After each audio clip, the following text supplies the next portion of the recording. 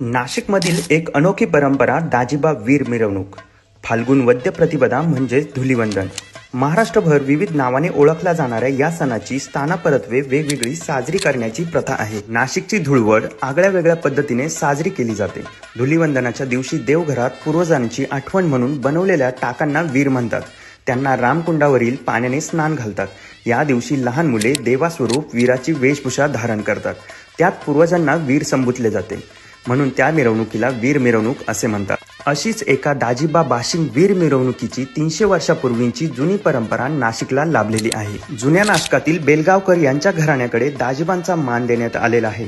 होळीच्या दिवशी रात्री 12 वाजता रामकुंडावरून स्नान करून दिंडोरी तालुक्यातील जानोरी गावातील खंडेराव मंदिरात आजही पूजा केली जाते. धुलिवंदनाला निघालेली ही मिरवणूक रात्री उशिरापर्यंत सुरू असते. त्यात दाजिबा येऊन नाचतात, भक्तांना दर्शन देतात. या दिवशी मिरवणुकीत प्रत्येकाच्या अंगणात रांगोळी काढून वीराचे स्वागत करून औक्षण करून विधिवत पूजा केली जाते. नाशिकमध्ये अनेक मिरवणुका निघतात, पण दाजिबा वीर हे मानाचे वीर आहेत. त्यांच्या आशीर्वादाने नवस पूर्ण होतात. मोठ्या हौसेने नाशिककर यात सहभागी होतात. अनेक श्रद्धाळू दाजिबा वीराला नारळ ओटी आणि नवसाचा खण वाहतात, गाराणी गातात. शिवाय लहान मुलांनाही वीराच्या हातात देऊन नाचवण्याची परंपरा आहे.